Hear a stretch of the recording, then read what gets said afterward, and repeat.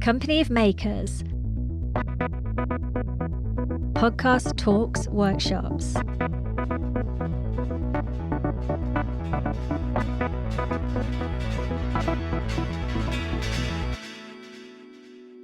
This series is dedicated to those who served in Op Telic and their families, marking the 20th anniversary of the commencement of operations.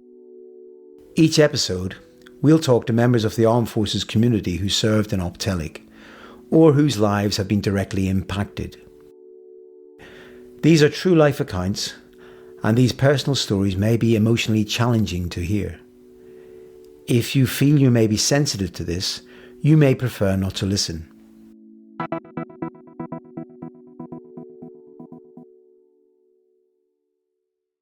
Welcome to Land, Sea and Air. I'm Steve Bomford, co-founder of Company of Makers.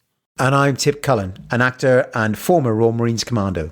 And in this episode, we're talking to Pat Patterson, who is a Royal Marine Aircrew, which is not something I knew much about. No, the Junglies Aircrewman, for about the last 20, 25 years, they've accepted generally, I think there was bespoke before that, but they accepted Royal Marines to move across. I think it had to be at corporal level entry, maybe wrong with that one, corporal level entry, and they'd move across and train as Naval Air Crewman. And it was a separate branch within the Royal Marines. And why are they called Junglies?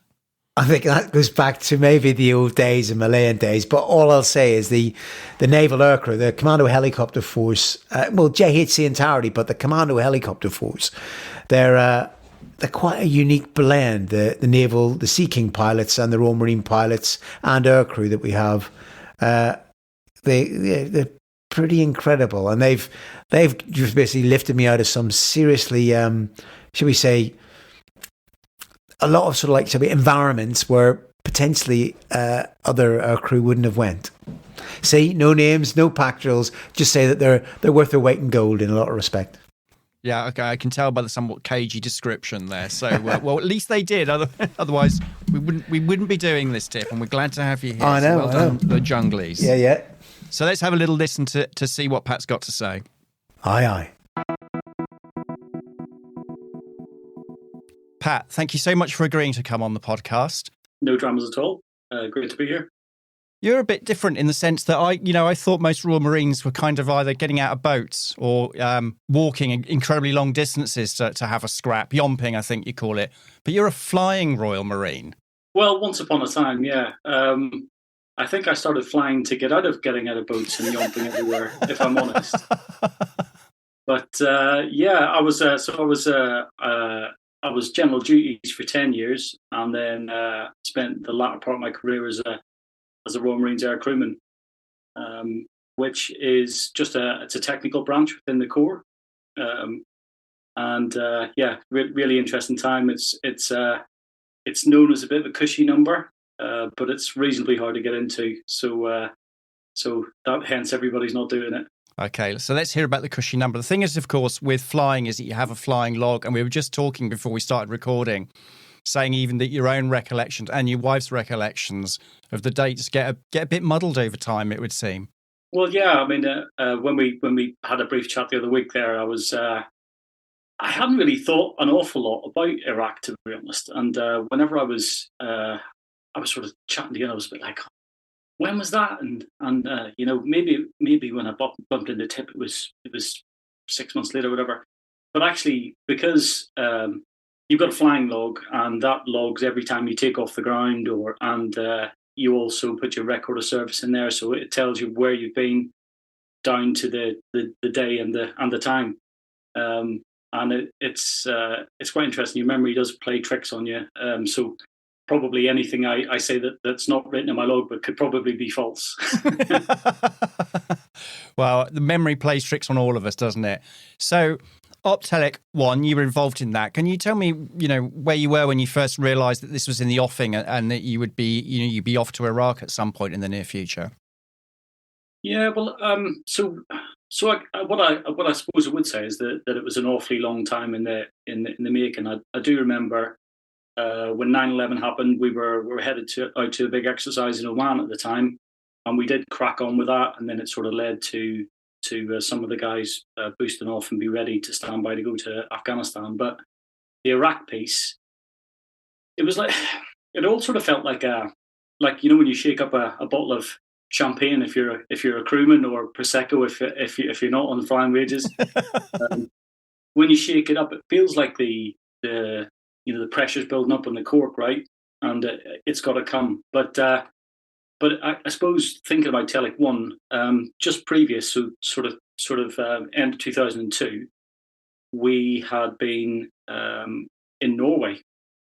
We were getting ready to go to Norway to do our annual training. We'd go out there and fly and support the brigade, and we'd done a little bit of survival training, which is a pre sort of Christmas tradition, and we were going to go back in the new year and start doing all the flying training, and then support the brigade exercises. And we came back off leave, and we'd been watching the news anyway. We'd sort of seen it was starting to ramp up, and within hours of being back, we were on the notice that we were going to go. Seems like there's an awful lot of people that were training for Iraq in Norway, strangely enough. Yeah. Well, there's one extreme the other, right? But there you go. You knew you were on your way there. So what did that entail as a pilot? Oh, as crew, sorry. So the big thing at the time, and looking back at my logbook, was that obviously the driver for going there at that time, everybody thought that old Saddam had those weapons of mass destruction. Yeah. So we were really conscious that whatever we do, we're probably going to end up in our NBC suits. So whenever you fly, you can't wear the normal respirator or NBC gear. You wear these this weird thing. You look a bit like Darth Vader in this AR-5, and you've got a whistling handbag. It's sort of like a ventilator which sits on your hip, and then forces this air through the aircrew respirator. And we just did those back to back, and my logbook is full of AR-5 flights for just doing normal tasks in NBC conditions, and also missile avoidance drills. Yeah. So I think that probably tells you what we're expecting. So did that, the kind of NBC stuff, did that play on people's minds, or was it just, you had to train for it and get on with it? Well, I think with any of that, no one was fazed by it. Although, do you remember there was a big thing that he was going to have this anthrax, he'd weaponized anthrax, and I do remember at the time, even before we left, that there was a bit of a sort of controversy about whether we should be having anthrax jabs, right? Because they were known to have sort of side effects. So everybody was a bit weird about whether to have this anthrax jab, a bit more than actually the fact that they could get nerve agent, which no one could get jabbed for. So it was a bit weird. Yeah, I'm sure it was. So how did you deploy? So having our own transport, we were going on the ocean. So 845 Squadron, which was my squadron at the time, we're going to take 10 Sea Kings onto the ocean. Now we've got a massive logistics chain. So the engineers on the squadron, who really are the backbones who keep the squadron going, drove all our logistics chain down to Guz, I think, and embarked there. I mean, you need to take spare engines, tons of fuel, hull, spare parts, all that sort of stuff. Mm. So really, the engineers are working night and day to get all that stuff packed up and drive it down there. And then on the sort of day of the race, I think we embarked on something like the January the 16th. The day of the race, the aircrew sort of quite lucky, fill cabs full of the engineers and any spare parts they've forgotten, and you fly down to the south coast and embark on the ship. And I think we were on and in the accommodation by the night the 16th. Okay, and then sailing for the Gulf.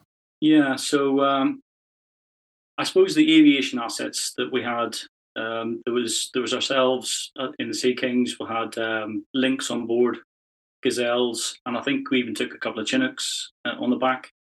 And the three aviation platforms, if you like, were Argus, the Ark Royal, I think, when she was still before she was razor blades, Mm-hmm. and the ocean.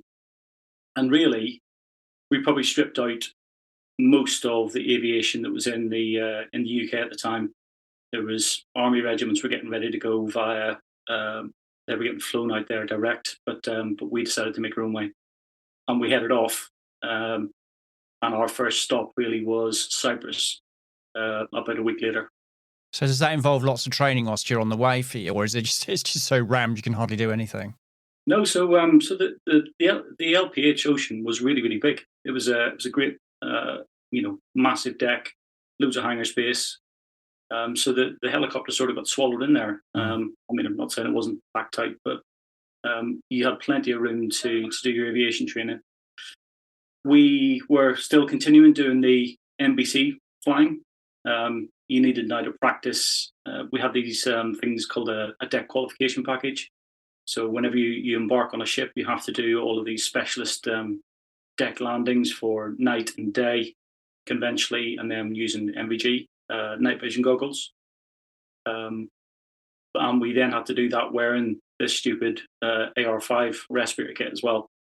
So that was really what we're doing all the way down towards Cyprus, as well as when you're embarked as a flight, as a tailored air group, you maneuver logistics throughout the fleet. So you'll pull up alongside a ship, and most of the time it'll be from one of the store ships. You'll go and pick up a load of stores, bring them to the ocean, bring them to Argus in a net hanging underneath the aircraft. And that's called vertical replenishment. And we would do that all the way down there. And then in Cyprus, we did some more of that from the shore. And then onward bound. Yeah, then onward bound. Sort of interesting bits in Cyprus was we did this massive sort of repack and restow in Cyprus. And at the same time, we did if I remember rightly, a sort of mini exercise with the ground troops as well. And we were supposed to be flying all the way through. We only had a limited time because we were going to make tracks down to Iraq. And I do remember that we got stopped flying because the Red Arrows were there. And the RAF station commander decided that the Red Arrows flying practice was more important than us practicing to go to war. So the story goes that the Commodore, who was in charge of the amphibious task group, went and had a quick word with this chap, and then a subsequent phone call back to UK, and funny old thing, the Red Freds, the Red Arrows were on the ground, and we were doing what we were doing. So yeah, nice to see a bit of priority applied. Absolutely, but then it does give you a good dit about the Red Arrows and grounding them, doesn't it? Well, yeah, there's no good dits about the Red Arrows. Well, that's ended that then, isn't it? So, did you say there was another dit on Cyprus? No. Cyprus was pretty short and sweet. Okay. In the fact that we did the whole.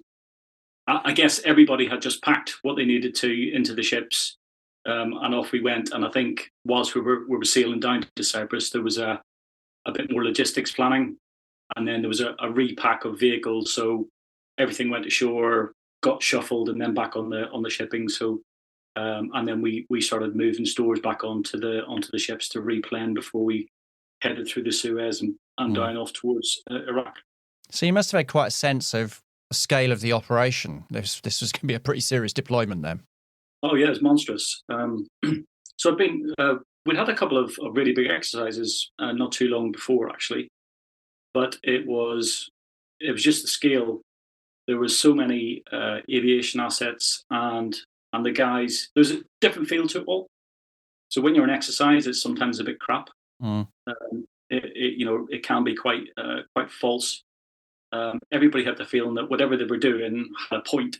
Yeah. And everyone was very, very focused on doing whatever they were going to do. But the scale of it, there was aircraft all over the place, which was sort of semi in control from Cyprus whenever they went on the ground.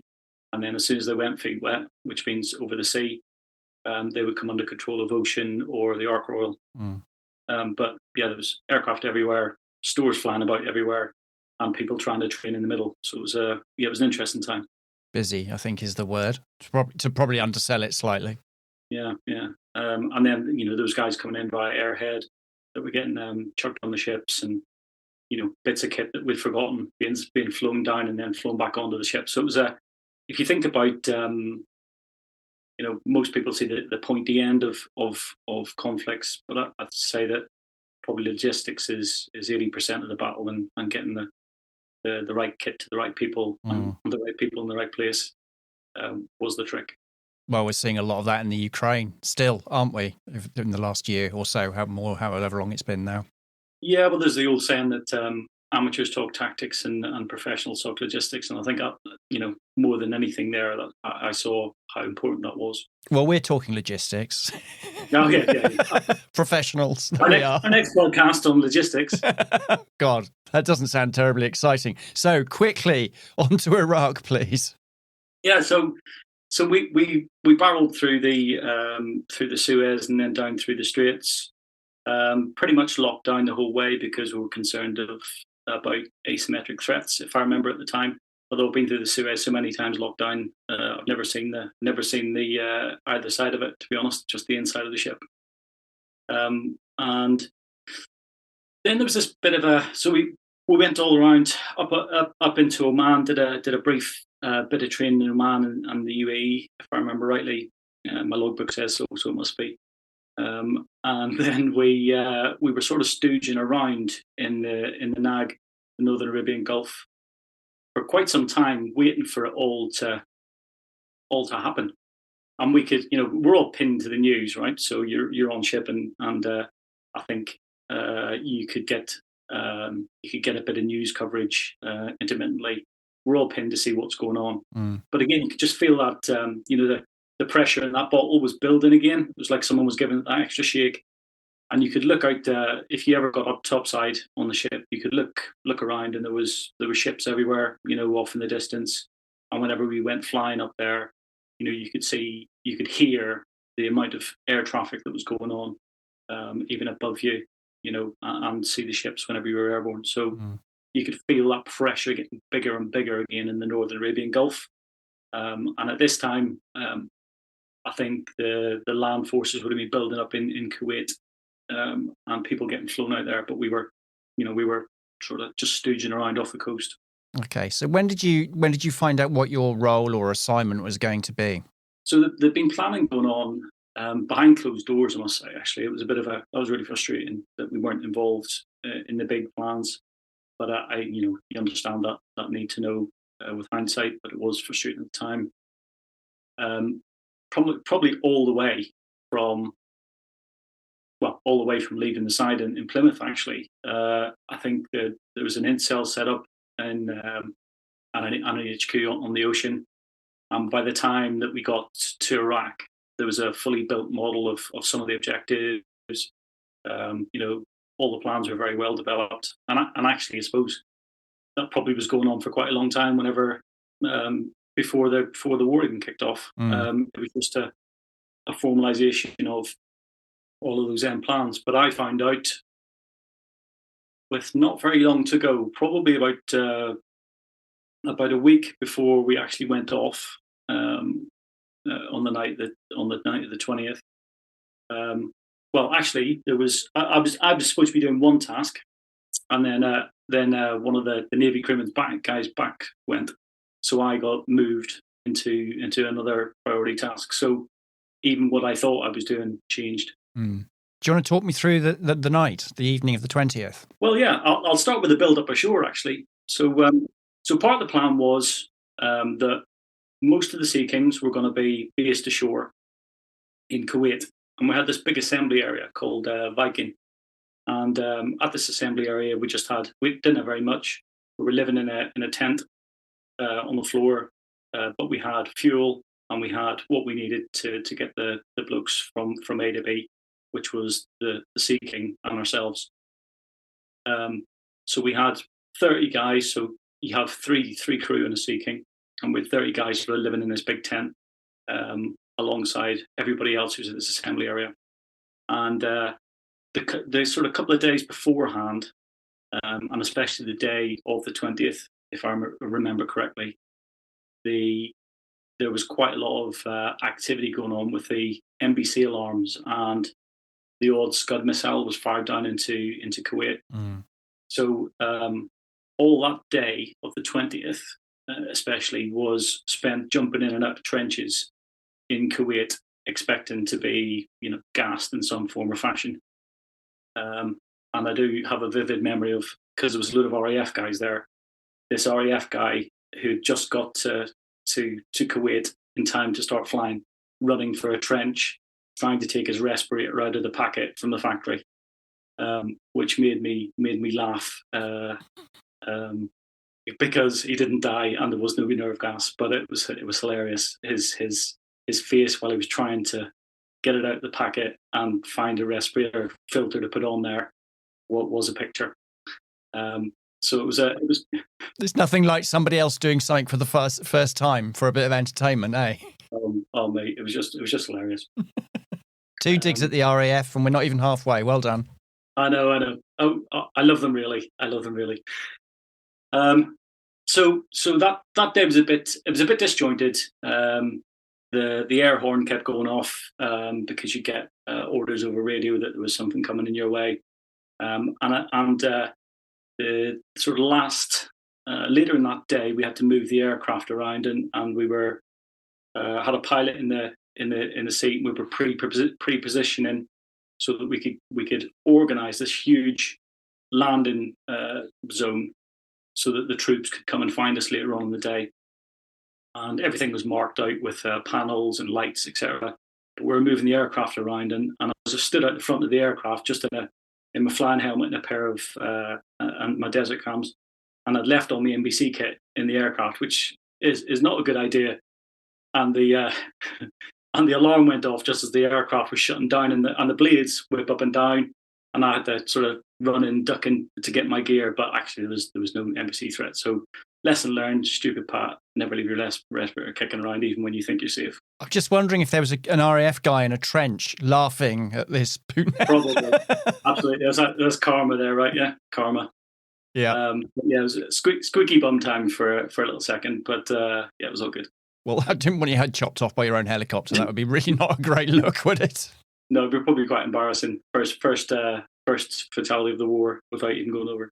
Anyway, so the day continued, and we knew it was coming that night. We'd had the orders, had the final set of orders from the CO. We knew roughly what we were doing. The way helicopter tasking works, if they don't try and control the chaos too much, you've got a list of tasking for Sea Kings, and you've got a list of tasking for bigger aircraft like the Chinook.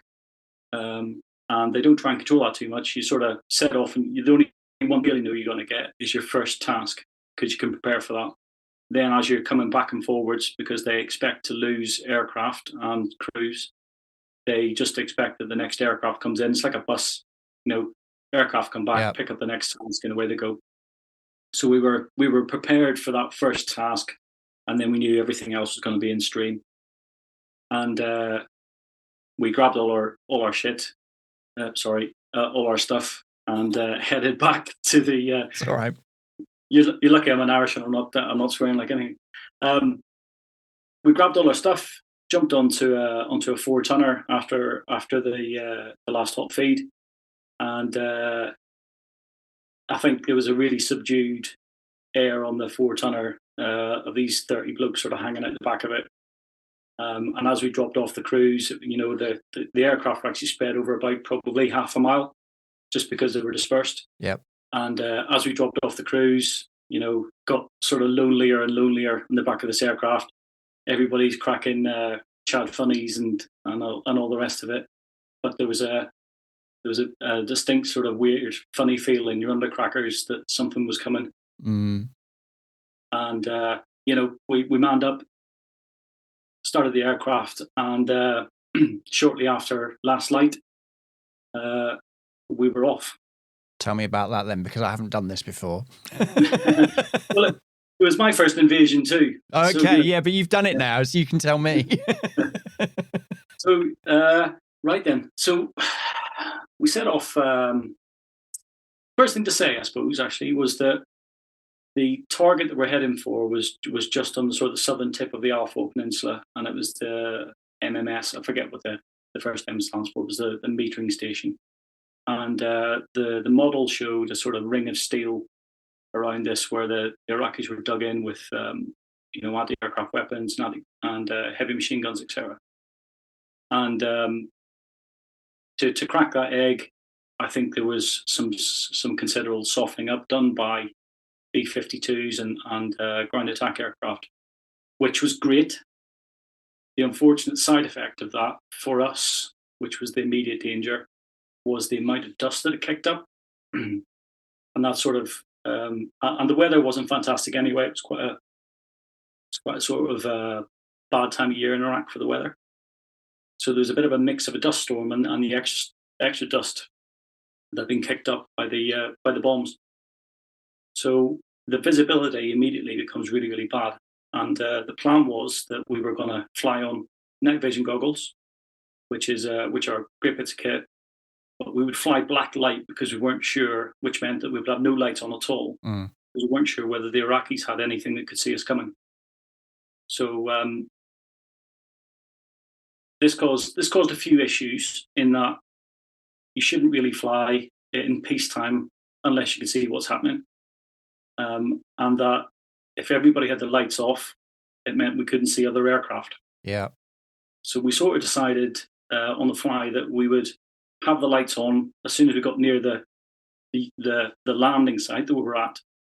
But as soon as we got sort of sausage side, we'd turn the lights out and we'd stick to these routes that have been pre-planned, which were a bit like an underground map, like Piccadilly line. And then they have a set height, set points that you go along to get you into Iraq.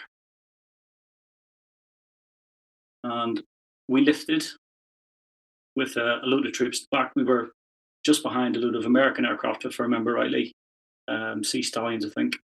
And they were taking the first wave of 40 Commando and the Yank SF in to go and mallet some targets. And we were just behind those. And as soon as we lifted into like a pea soup. And we got to 100 feet and we started to lose the ground. So we thought, that's probably as high as we want to go. It's pretty flat. So we'll just stay at 100 feet and we'll fly on the GPS and instruments. And you use your instruments just to stop you. It's a funny thing when you're flying. I have flown a helicopter a couple of times for more of a jolly than anything else. But when they're flying, you get a thing called leans, and it makes you, when you've got no outside points of reference, you start to sort of lean over a little bit, and that becomes quite important whenever you're flying, because a couple of degrees at the right speed can mean you impact the ground. And unfortunately, that did happen for one of the American aircraft, which it's one of my big memories of that night. Actually, was watching the American aircraft. It had a load of Brit guys on board as well from BRF. So you actually saw this? Sorry. Yeah, it wasn't very far from where we were actually. I couldn't tell you exactly how far, but the fireball from the impact was considerable, and you could see it quite clearly from where we were. We were actually sat. I think we were sat waiting for our second run into Iraq at the time, and then it was an American Sea Knight that crashed. Had 8 BRF guys in the back, and story I'll come back to about Tip later on. Okay, but yeah, that was the first big sort of UK incident, as far as I know, anyway, of the war. Yeah. So anyway, what impact did that have at the time, or was it just get on with the job? Were you focused on the job? Yeah, completely focused on the job. We were on the air net, you see, so there's like an air control net, an air safety net, which we couldn't use because we had to use the radio for something else, and then we had tactical nets that we were talking to the troops on. But whenever that aircraft crashed, we were sat on the ground in Iraq after our first run, and you could hear on the air net that that people were trying to radio check that call sign, and there was no answer back, which is a really strange. I've had it happen a couple of times actually on tactical nets and in Iraq later on, and sometimes in Afghanistan, where you'll try and radio check a call sign and nothing comes back. Sometimes it's because you're out of comms. Sometimes there's something worse that's happened. And in that case, that was what was going on. But I guess in the aircraft, when we saw the fireball, and then heard this, it wasn't immediate. It was probably a couple of minutes later. We sort of thought that must be what that was. Yeah. And then the American aviation knocked it off for that night completely. They stopped because they said it was too dangerous. So they made a command call that, because they were going into a slightly different sector. I'm not sure whether theirs was worse than ours, or whether they just did a risk assessment and thought, actually, it's not worth losing anymore. They stopped flying, and by the time they'd stopped flying, we were probably on our second or third run into Iraq. Crikey. We just kept going. So obviously you have to focus on the task, and you're getting all these men and material on site. Yeah, so we would lift, go to 100 feet, proceed along our tube line, going along the points. As soon as, actually, it was really good as soon as we crossed over the sort of the inlet, the creek, and got Iraqi side, because it was really clear there. The wind had blown all the dust away, so we were quids in. The visibility went from just being able to see 100 foot below us to probably being able to see a couple of K. So actually, that was a lot more comfortable. And it had, I couldn't tell you the exact route, but there was a little jetty that stuck out from just short of the MMS that was the target. And once we saw that, the jetty sort of pointed directly at the target. We were talking to a load of commando guys actually on the ground called the Mobile Air Operations Team.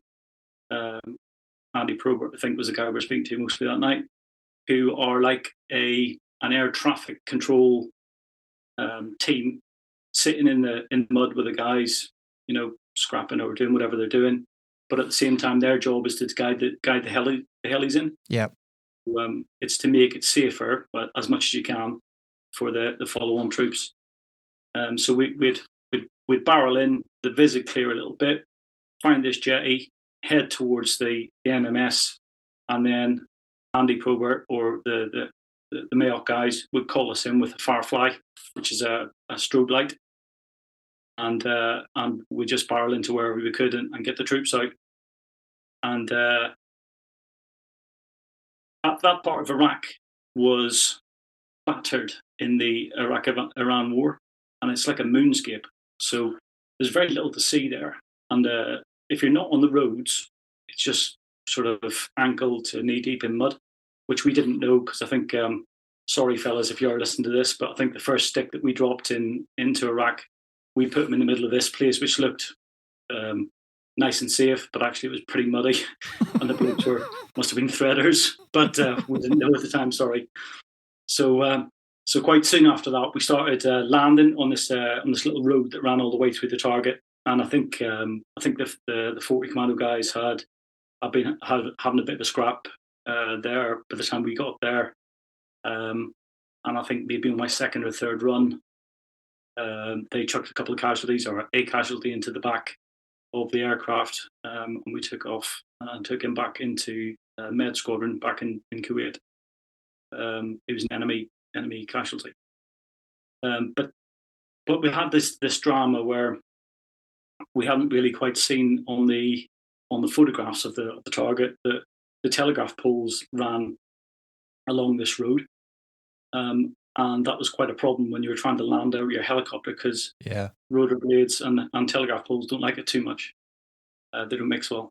So I think someone blew one down, which pulled most of the wires off, was what we heard later on. And we were landing in between these telegraph poles, but they were probably 80 to 100 foot apart, and the sort of rotor blade span of a Sea King's 60 feet. Right. So we ended up doing a quite an impressive sort of 3D parallel park whilst you're on MVG. So you have to work together as a crew to get that squared away. Yeah. But it was good, challenging. So you were involved in setting the aircraft down, in giving instructions? Yeah, so you do voice marshalling from the back. The way the Sea King works, you got a normally quite experienced pilot who's quite senior in the left-hand seat up front, who sort of runs the battle space and also takes over if he thinks he's got better visuals. You've got a Sprog, newish pilot in the right-hand seat. I had this guy called Big Beef Keith, who was a great bloke, but he was quite junior. But he got us through that all right. Me down the back, and when you get to a certain stage, the aircraft sits quite nose high. The pilots don't have a lot of visibility below them and to the sides, so as a crewman, you fill in those gaps, right? And you voice marshal the aircraft so that as this big whirring fan comes straight down, you don't end up taking out the rotor blades or landing on someone, or getting some telegraph poles wrapped around it. Yeah, that'd be quite difficult to recover from a telegraph pole through the rotor blades, but I think later on that night they started to move. Then they moved away some of the stuff that was sitting around this sort of concrete pad, and next day definitely the lads were going into some sort of concrete pad there. So you train for it. You're well trained. It's just that sort of mental overload of doing it on goggles, whilst you're not sure whether someone's harassing you up or not. With the crash that had happened, when did you find out what had happened, or even were there any sort of rumours about what had happened, or is? So we flew. So the first thing I'd say, and probably most of the people who've been in anything like that with Aircrewman, is that you really have got no clue what the hell's going on. Right. You get an intelligence brief, which is probably 3-4 days out of date. If you're lucky, you've got a radio and the media's been on site.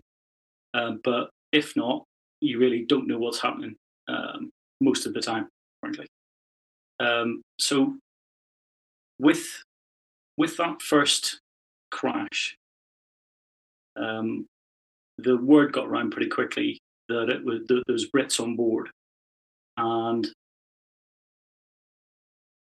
I think it was later on, maybe on the 21st, I bumped into a guy who'd been sat in the CP, and he started to talk about the BRF guys who were on board, and he just said, "Oh, Tip Cullen was on board, because we both knew him," and I was pretty gutted because I spent a winter with Tip in Norway. He was my team leader, my section commander, and so I was a bit downhearted, but sounds a bit callous, but actually you don't spend too much time thinking about it. You just spit threaders and you crack on, and you haven't really got time to sit and wallow about it. And when I think I said to the other night when we're briefly talking about this, I'd never really looked back on any of it. We moved, maybe talk about it in a minute, but we moved quite fast pace up through the Alp forwards of Basra, and you never get a chance to look back and go and study who's caught it up. Yeah. And at that stage, I just sort of parked it, and after Iraq, I never looked back, and I never really investigated it. And the guys who died, I think had been buried by then, and the memorials were happening in the brigade, but I was part of the flying force, so we never really went to those. And the funny story for Tip is, I had to look at my logbook, and I thought it was quite soon afterwards, but actually it was 2 years later. So that tells you. Because when we spoke, you really didn't know, did you? Because you did tell me this story, and you had no idea. No, it's 2 years later, and I've never looked back at it. I haven't been out to Iraq since because I was on a training squadron, and I thought, Tip had bought the farm, and I felt sad, but I didn't go and look him up or whatever. So sorry, Tip, if you're listening. He will be. But so I went to Southport Air Show, and which is one of those cushy numbers that aircrew get involved in, and I walked into the bar where Tip was. I think he was either a colour sergeant or a WE2 at the time in RMR time, and he walks through the door in the bar, and I had a pint in my hand. I literally, my fucking jaw was on the floor. Tip, I thought you were dead, mate. And he went, "What?" And I told him the dead. And he went, "Words on you, you bloody idiot." And we got on it briefly, before he went home for the evening, and I went out on the town in Newcastle. And it sounds ridiculous, clearly, that I'd never looked him up, but it's just like a mental block. I didn't even want to check out, and all those guys were all sorted out long before we got back, and then I just never followed up. Well, events will have taken over things as well, wouldn't they? But yeah, it was just a really strange thing, strange mental aberration on my part. I don't know. Maybe you just didn't want to. Do you know what I mean? There could be any number of reasons why that happened, I guess. Yeah. But there he was, large as life, and he's still kicking around now, large as life. So it's good. It's good to see him, but clearly, it was a sad time for the brigade when all those guys brought it up. I suppose it was after that first night. Anyway, we came back onto the ocean. That was the logistics thing again came to a head. Logistics. Yeah. We're back on it. Ocean was the garage, right? Because all of the helicopters needed quite a bit of tender love and care, and doing that in the desert is not very good. So we flew the aircraft. We've been flying for 5.5 hours, I think, that night, which doesn't sound a lot, but it's quite demanding on the aircraft. Came back to get some TLC, and I landed back on the deck, and we came back in ones and twos. We hadn't lost any aircraft, which was a plus, because we were forecasting probably 30 or 40% losses. Wow. I think that was Mr. Optimist had forecasted those. But so that's probably why the mood was a bit less cheery on the 4-tonners when we were manning up, because we thought third we're going to die. Cheers. Anyway, so we came back onto the deck and shut down, and we were actually on our own, and we closed down the aircraft, and it was sat there. It was really quiet because it was only authorized people on the deck. And one of the engineers took her helmet off, sort of leaned in through the door, and I'd just taken my helmet off, and I was just sat on the chair, and I was just sort of if I smoked, I would have been smoking. I was like, wow, what happened there? And she just leaned in. She went, "Oh, how was that then?" And I went, I couldn't answer her, but she was leaning into the pool of this guy's blood had been in the back of the aircraft, and I said, "Well, you probably don't want to lean there." Yeah. And again, that's another memory of her just being sort of bright and perky and getting covered in this guy's claret. It was a bit weird. But that's the moment when you kind of stopped, isn't it? If you see what I mean, you're back on HMS Ocean, and so you probably got a moment to sort of think probably about not the task in hand. Yeah, it was just I suppose you call it sort of overload. I don't know. Maybe people go into that sort of thing and they think really clearly and take it as run of the mill. I think maybe a few years later, after I've been to a few bigger shows, if you like, because like Iraq was my first invasion. Maybe when I've been to Iraq a couple more times and out to Afghanistan, you sort of get used to it. But it was I wasn't a young lad. I'd been in the Corps 12 years by then, but I'd never really been through anything like that, and it was quite intense. We hadn't had an awful lot of sleep because of the Scud stuff, and we just got to the end, and it, you were safe, and it was just like, I wish I smoked. Wish you smoked, yeah. We all sat as a crew. The two pilots came down the back, and we just sat down the back and just looked at each other really, and it was a bit weird. We made it type thing, and there was a few squeaky bum moments whenever we were flying that at 100 feet, 120 mile an hour, didn't see anything ahead of us, and you just thought, well, hope there's nothing there. How did the helicopters cope with the environment? Because you sort of alluded that they weren't necessarily built with that in mind. Desert, that is, and temperature. And no, the Sea Kings was a really old girl. I do talk about it with some affection. It was built for the North Atlantic submarine hunting, and then some bright spark put troop seats in it, and everything on it was optimized for sort of cool or sort of the European environment. Yeah. And they really did think it was a bit touch and go, that if they didn't go when they did, the Sea King probably wouldn't have been able to carry many people and many stores, because the heat has a massive effect on the engines and the air. So we would have lost, I don't know, a third of the helicopters would have been able to carry 4 or 5 people and no stores. So you mean this in terms of the time of year when the operation happened? Is that what you mean? Yeah. Okay. So it was if we'd have waited another month, yeah, maybe 2 months, it would have been so hot that we'd have lost all of our lift capability. Our ability to carry a decent payload. And there was things going on in the UK. Whenever the squadron came out after us, they came out with improved engines. Yeah. And then later on, when we went to Afghanistan, they got new rotor blades. So by the end, just about the time they put it out of service, it was really punching above its weight. It was a really good bit of kit. But by then, it was a bit wheezy. You had to be really careful on what you were doing, and if you to go into Iraq with the troops in the back, we were very, very light and very tight on fuel. So we would come back with maybe 10 minutes worth of flying time.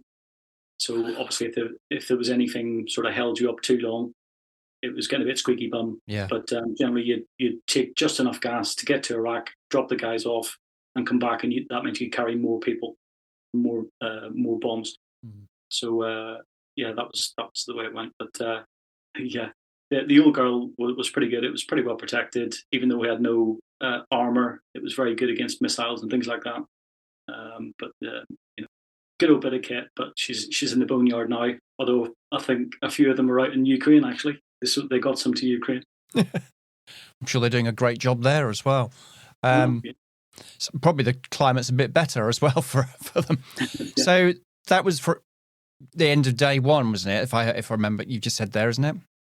Yeah. So landing on the deck and shutting down was probably the 21st of March. So it didn't end there for you, did it? So what was the continuing operations? So for a little time, we stayed centralised between Kuwait and the HMS Ocean, because that was our logistics base. The guys quite quickly started to push up into the Al Faw Peninsula towards Qasar, which was seen as a really strategic town, because that gave us the ability to come alongside the port and debus everybody. So it was really strategic, because you couldn't get any of the heavy stuff off, because all the beaches were mined on the Al Faw Peninsula. So it was either drive it all the way around from the Kuwaiti border, or go into Qasar and dock and get it off that way.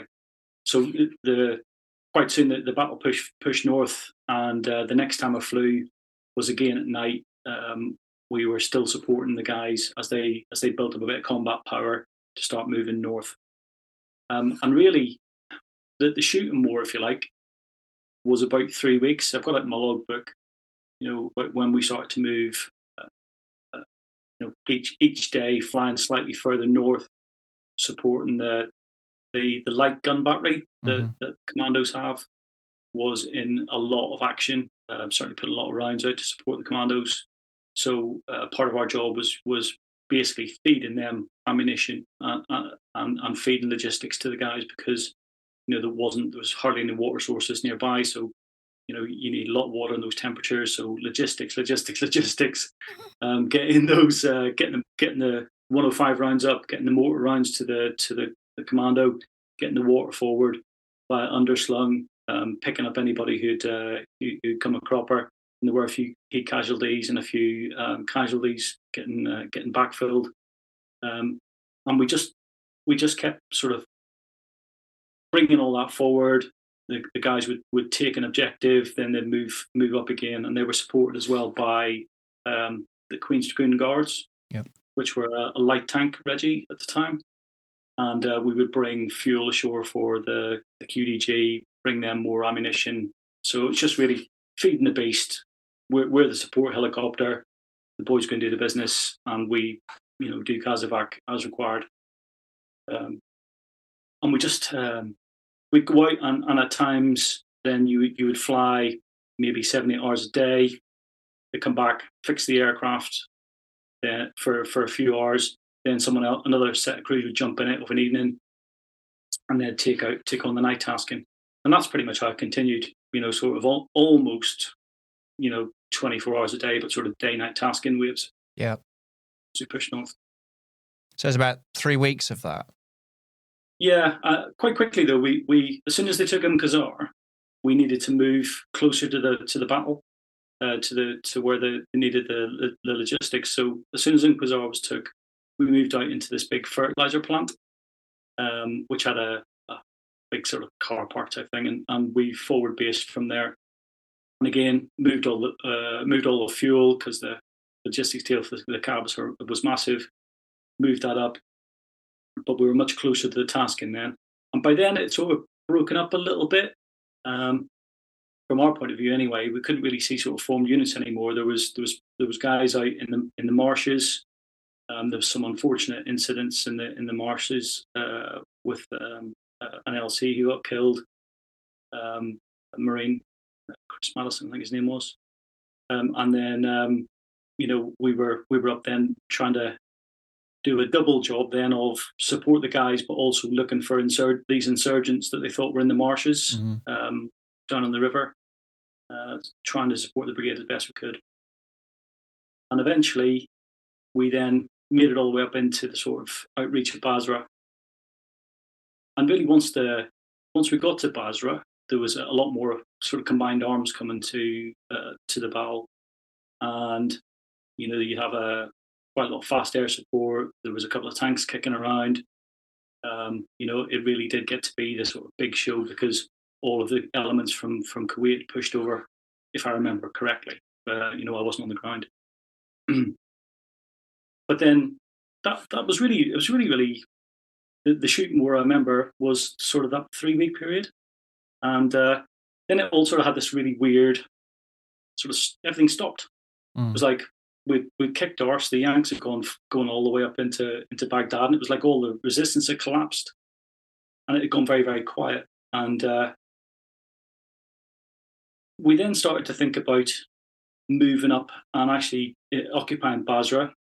We got into the airport at Basra. The Americans had been through there and shot the airport to hell, and basically liberated the town. And they thought it would be a good idea to move the Sea Kings up into there. And it was about that time they started thinking, right, well, we're going to bring some aircraft out with better engines in it. We're going to relieve the guys that have been out since January and roll in another squadron of people ready to support the next whatever that's going to be like. And as we know, then it developed into an insurgency from sort of late May or whatever. But as that other squadron came in, and it seems like a really funny thing to do given what was happening a couple of months later, that we went alongside in Kazar, and we offloaded all of the heavy stores for the Sea Kings into flatbed trucks, and one of the engineers drove the truck, and they had a Royal Marine crewman sat in the seat next to them, and we just drove pretty much all the way through where we've been fighting, all the way up into Basra Airport, through the centre of Basra.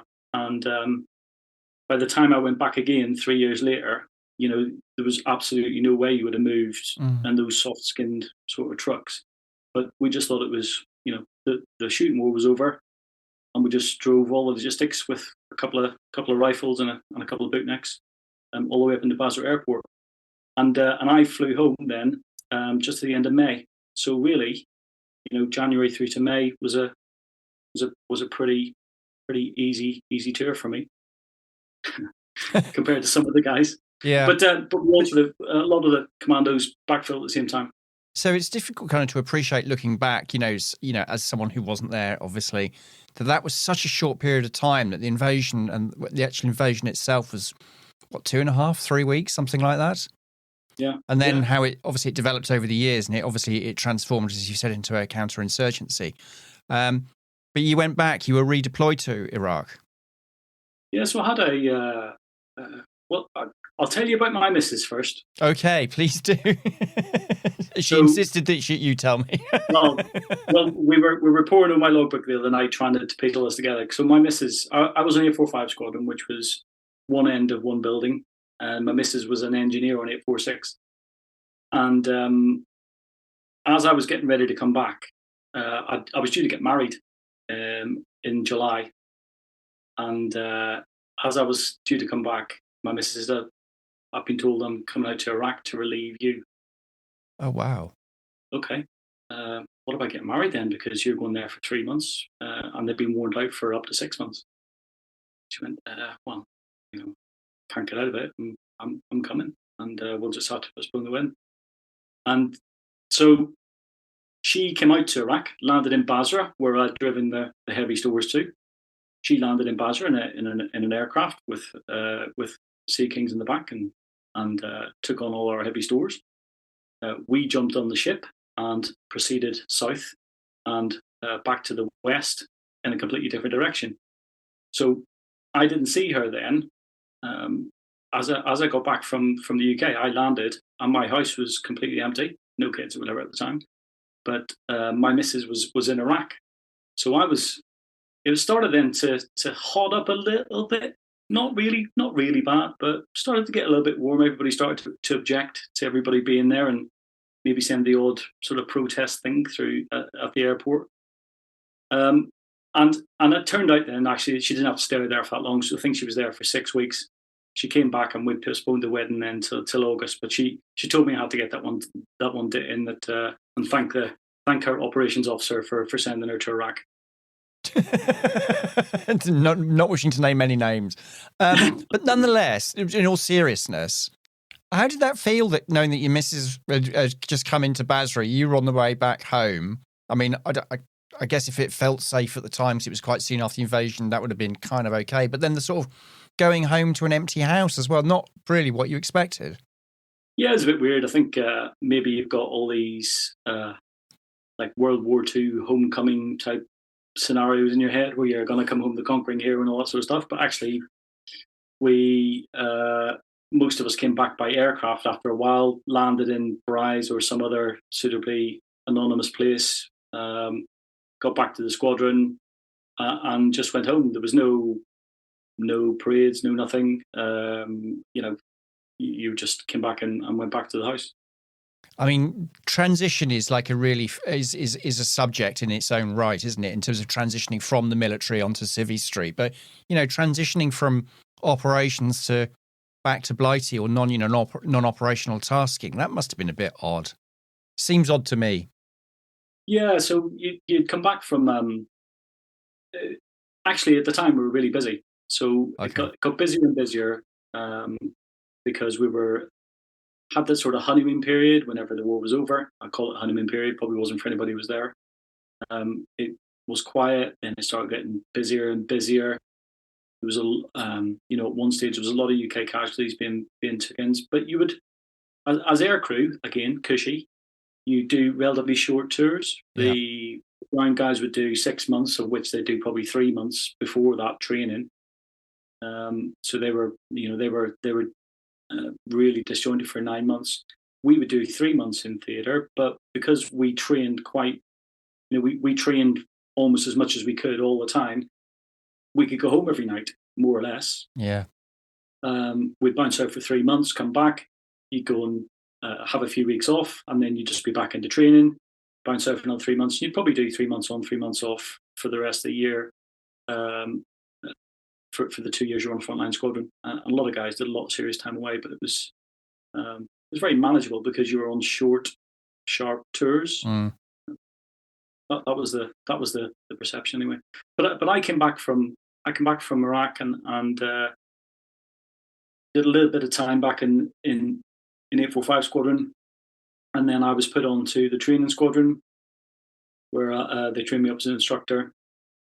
And then you were trying to put a little bit of that, what you'd learned, into the new guys because we were trying to ramp up numbers quite quickly to support all this extra tasking that we were getting in operations. And I didn't go back out to Iraq until 2007. Okay. So you did get married then, at least. Yeah, I did get married. Got married in August 2003. I'll never forget the day. Beautiful wife, blah, blah, blah. I need to be careful. What I'm thinking and what I'm going to say is two separate things here. So you were redeployed back to Iraq.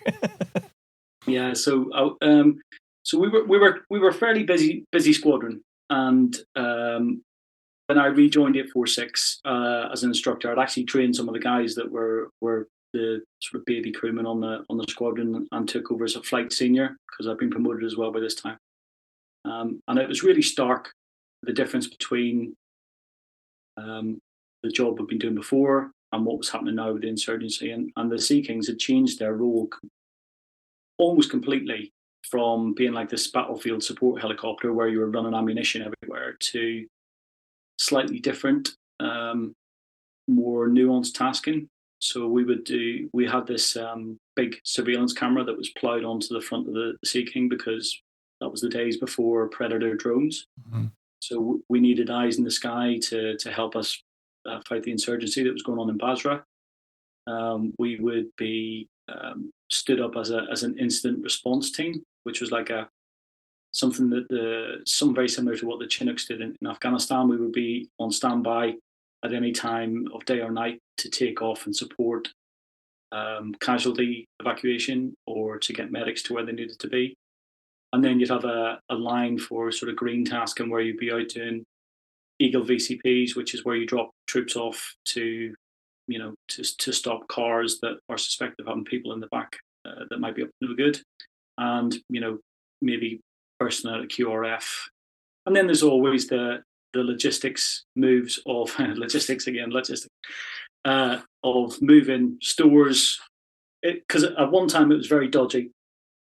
It was very dodgy to get to move by road in Iraq unless you're in a really big convoy or you had the right vehicles. So we would do a lot of logistics admin moves from base to base with a load of guys in the back, guys and girls in the back, or sometimes fairly light stores, bring the mail out, all that sort of stuff. So we kept morale going and moved around. But I think the second time I went to Iraq, at the airhead in Basra, the situation had changed, and we were getting malleted with 122 mil rockets quite regularly, which actually sounds bad, but after you've got 30 or 40 rocket strikes a day for a week, it gets a bit boring, and you start to get a bit blasé about it. So there were some guys killed, hurt by that, but really they were quite unlucky given the accuracy of those rockets and the size of Basra. So I think you sort of took your chances, and the guys that were out on the ground had a lot worse. But that was sort of the main threat, I would guess, until there was an 847 aircraft, which was a different mark of aircraft to us, a Lynx aircraft. And we'd just been out that morning and done the sort of normal admin moves, and they'd gone off on a sortie to bring around a new CEO and show them all the locations in downtown Basra, and they were taken out by a surface-to-air missile. And then I wasn't flying that day, but the incident response team, which was a really, really good bunch of lads all were at the time, took off to try and to see whether they could do anything. The aircraft and all the crew were lost, but everybody was definitely a bit squeaky bum about the surface-to-air missile threat at the time. So it evolved. It probably was a bit more dangerous going out second and third time to Iraq, just because you were that fixed target.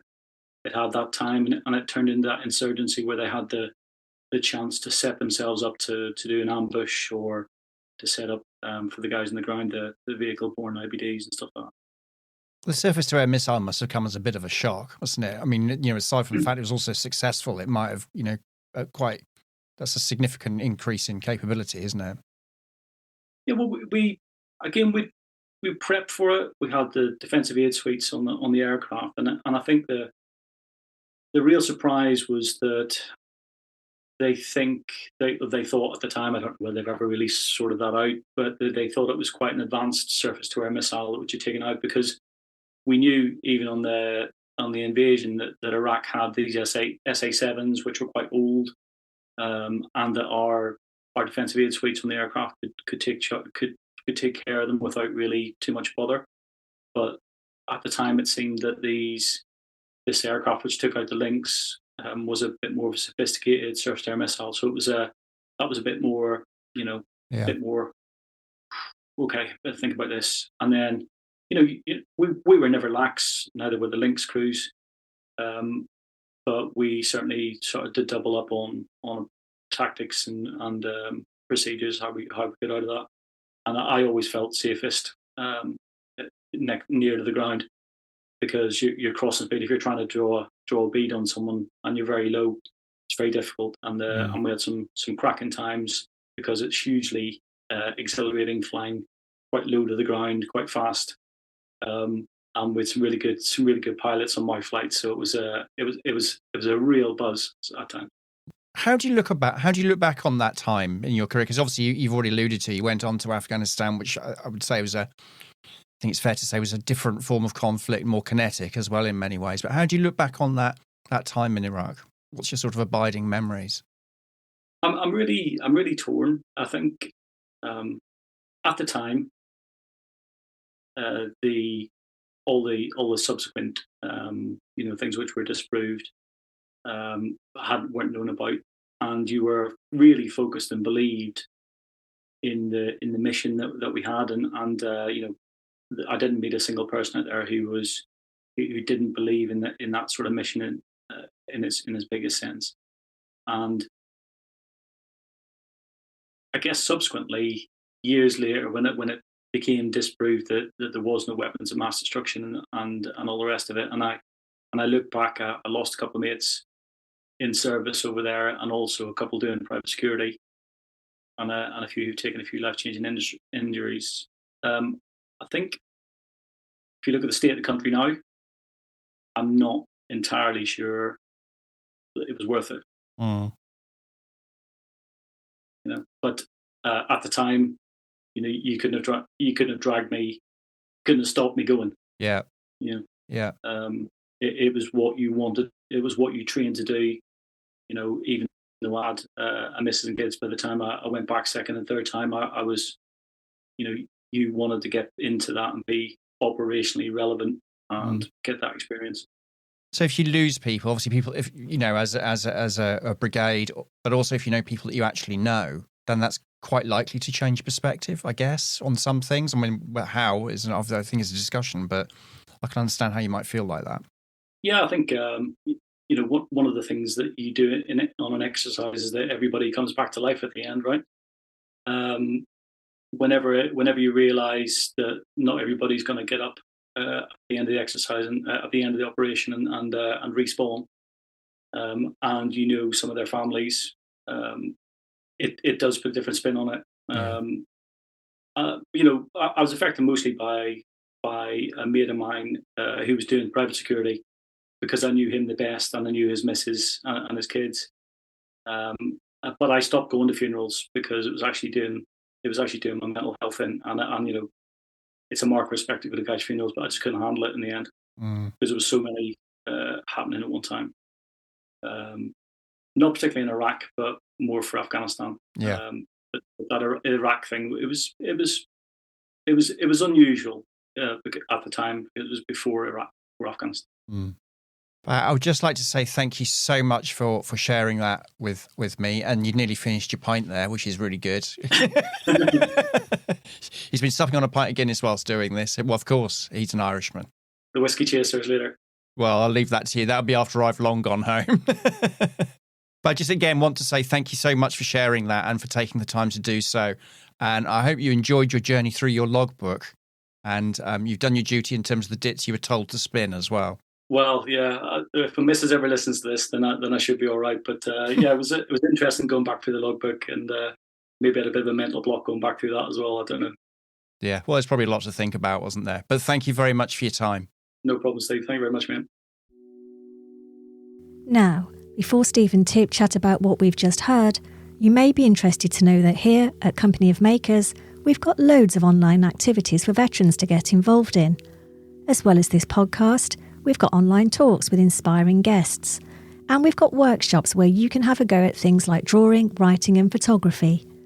To register your interest, just head over to companyofmakers.com/workshops. Now, back to Steve and Tip.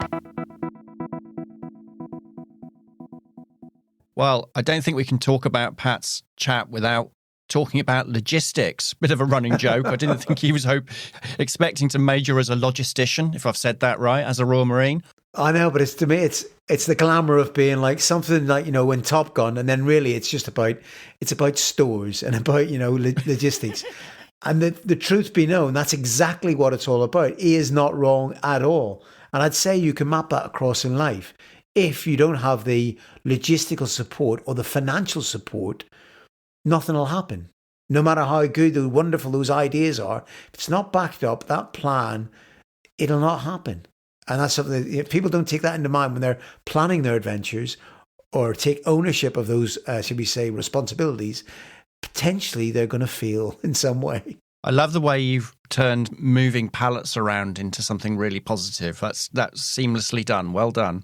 No, it's true. But remember, I've still got this glamorous image of Pat hanging out of his helicopter being like, I'll tell you what he reminds me of.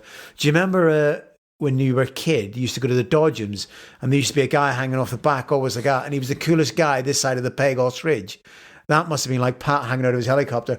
Right, how's it going, chaps? That sort of thing. But he obviously realizes that none of that happens. And they're, they're in a very valuable but vulnerable piece of equipment that needs a lot of TLC. And without that G4 support, we won't get that magical lifts out of shall we say, the troubled spots.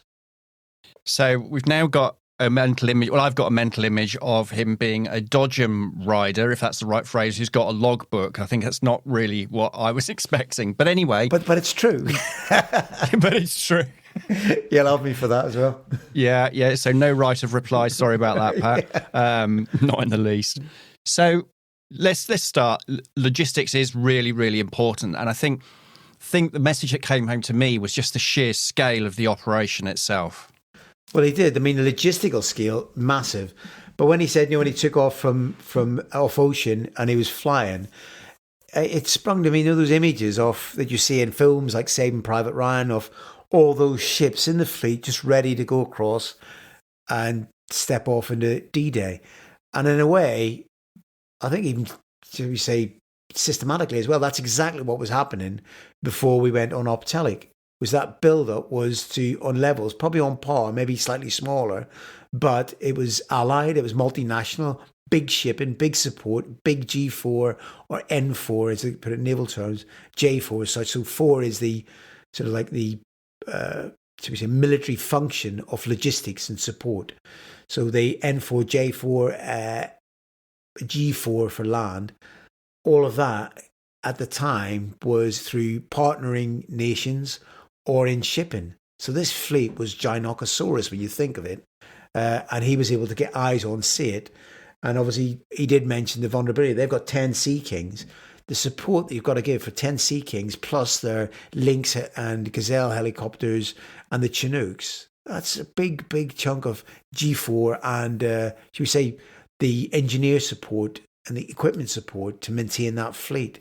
So everything, and that's before we take off and we even get near to the, the invasion itself. We've asked all our guests to send us some photos that we can share with people, and Pat sent his across the other day, and I was quite surprised to see that the camouflage was perhaps not as appropriate as you might think for something in the desert. It was is it black and white or a very dark green and white tiger stripe type thing, possibly more for Norway? Well, let's just say that I remember seeing those Sea King helicopters in Norway looking exactly that very effective camouflage in that environment. I don't know why. I know you must admit there must be reason why they didn't transfer or change the camouflage on the trip south or whatever else. But I actually remember seeing those cabs and that cab landing at the Palace when we were there. So I seen it too. In fact, one of those when Pat was talking about it, he obviously thought I was dead at this time, but I obviously watched his helicopter maybe 100 feet away landing, and maybe I could have got eyes on and sort of not rated 2 years down the line to go, oh, all right, mate. So, yeah, I did see it. I don't know about the camouflage. There must be a reason, or otherwise it's a bit bonkers, isn't it? Yeah. Was it just like paint? Was that lack of paint? I don't know. If anybody knows, do let us know, because it would be quite interesting to know. So one of the things that you've mentioned before we started recording this is that helicopters are bullet magnets. Yeah, I mean, I take my hat off to any air crew or anybody who works in aviation. And I think it was proven as we move forward into Herrick operations as well. When you're in it's a big chunk of metal at the minute with a piece of metal that spins round and round and you lift off the floor. If that fails in any way, you're going to spank it and potentially die, which unfortunately does happen at times. But when you compound that with flying at night, flying in desert conditions where every time you land you get a brownout, which is similar to the whiteout, but you get that. But also people want to kill you. So people are shooting at you. You become what we call the bullet magnet for RPG rocket launchers, surface-to-air missiles, and small arms. So the savviness of aircrew and pilots to creep through a battlefield and move through structures as discreetly as they can in this massively noisy, beast is exceptional. And I think it's, I have massive respect for anybody that is in aviation. Yeah, and I think it's also quite difficult to appreciate the flying conditions, which he does allude to. He used a phrase called brownout, which was, again, new on me. So that, can you give us a sense of what that was like? Oh, no, I briefly mentioned it there, but what it is obviously when you're coming in to land on, and again, depending on the prevailing weather situation itself. So it might already be you're in a sandstorm. So you could have, let's just say that it's like being in a whiteout, as in snow conditions where your visibility is restricted through snow. It's similar with sand. Sand does exactly the same thing. However, the snow is less damaging to your aircraft, whereas the sand and that dust and everything getting taken through the intakes is bound to sort of degrade the actual system. And when you land on, obviously the power they use to land on, when you do it in a cold weather environment or a snow-covered or white short environment, as you land your helicopter on, there's a whiteout. So they, massive sort of again, whiteout conditions, no visibility whatsoever. And you've got to be, pretty, careful. So really, in a way, the CHF or the Command of Helicopter Force people at that time were probably more suited to landing in a desert environment because of their experience of working in a cold weather or white short environment. But in a brownout, when you land on and think of the desert, the sand that's obviously brought into the air, and it lands in the cab, it's inside the cab and everywhere, and you got your goggles on, you keep your mouth closed because it's going up your nose, it's you've got your shamag over your mouth. Let's just say the sand gets in everywhere, and that's a brownout. But the pilot's got to land in that, and it's exactly the same. They've got no vis whatsoever. That last sort of 10 feet, maybe more. I mean, I haven't actually landed one, but that last, it feels to me, the last 10 feet in a brownout is completely blind, and they tentatively do it and have to land on. Bearing in mind, potentially somebody's got them in their sights and they want to shoot at them as well. And that's, it is beyond, until you sort of experienced it, it is quite, you consider it's quite nerve-wracking for anybody thinking about that, the vulnerability as such. It sounds nerve-wracking, and I haven't had to do it. So he did have a good dit about you, though, didn't he? And we'll tell, you'll tell your story in another episode in more detail. But obviously he thought you were no longer with us. And then when he first told me this story, he thought it was literally 6 months before he realised that you were still alive, or when he met you. But it was 2 years, according to his logbook. Yeah. But I mean, the logbook thing is what I'm saying, because I mean, he had to refer to his logbooks because of the intensity of his work output between himself, his partner coming in and out of Iraq. And he had to refer to his logbook because of the intensity of operations. He's bouncing from different operations, different cabs. And again, the whole journey just folds into one. And you become, right, wasn't that 2 minutes ago? No, it was 2 years ago. So when I did see Pat, when he thought I'd been dead, which, like you say, is something it refers back to that helicopter crash, and which a lot of our people have spoken about. So I will talk about that, and that's obviously just purely I was involved with it, but also it involves my friends. But when I bumped into Pat, he landed there's 2 Sea Kings landed up at RMR Tyne, which is in Newcastle, just not far from the Tyne Bridge on the north side of the river, at Anzio House it was at the time. It's no longer RMR Tyne, I think it belongs to the Army Reserves now. But it was the 50th anniversary of the RMR, and we had 2 Sea Kings helicopters come up to, support the day, the visit, and it was an open families day on that day at the unit. And they landed on, as soon as they landed, I got out, I was like, "Oh, Pat, what about you?" And he looked at me, with that, "You look a spitting image of somebody I used to know a couple of years ago." And he goes, "I thought you were dead." And I'm going, "Well, obviously I'm not. This is a proper spooky scenario." And obviously I told him the story, which we'll explain. But having him there and seeing his smile on his face, every time I see Pat, another guy who's completely the glass half full, but he just makes me laugh. He's a mega straight guy as well. He's really funny and hilarious with it, but he's got a massive big heart, and he looks after his people, which is important. And it's, and he has done it for me, on several occasions. But when he landed on, my sister's father-in-law was a Korean veteran, really nice guy. He's in the tank regiment. He served in Korea, and a pretty chunky traumatic time. And as the helicopters were there, I just said to him, "Oh, Pete, do you want to come and have a, look, see if Pat, let you have a look at the helicopter?" And Pat brought Pete on board the Sea King and just, let him basically explain everything to him, because he's a very much a mechanical minded guy. So everything he just, he thrived on. And Pat just brought on this journey adventure, had him sitting in the pilot's seat, the helmet on and everything. And just that little snapshot made an old man's, day. I'd say even like year. It was just such a wonderful experience. And that was Pat, just kind of his heart going, "I can do that, let's, carry on with it."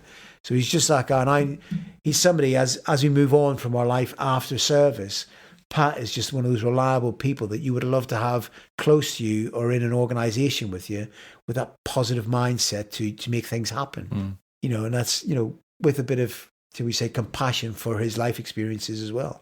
Yeah, I'd agree. I also agree with this dry sense of humour as well, because that came across. I mean, I obviously don't know him that well, but I couldn't agree more. And I apologise to my RAF mates, because he does have a good couple of takes, doesn't he? I know cheap shots are always a good one. And in the services, in the armed forces, we're toppers. We're full of cheap shots, so don't worry about that one.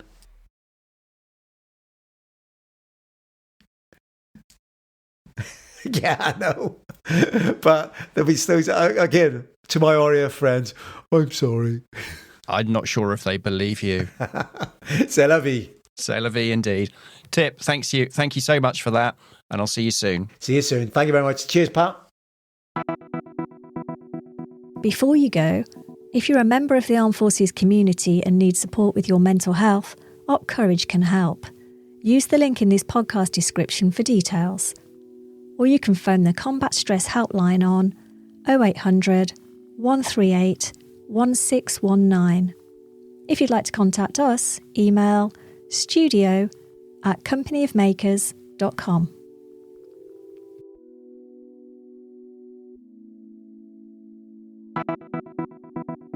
Finally, we're giving a really big shout out to our funders, the Royal Navy and Royal Marines Charity, and the Armed Forces Covenant Fund Trust. Thank you.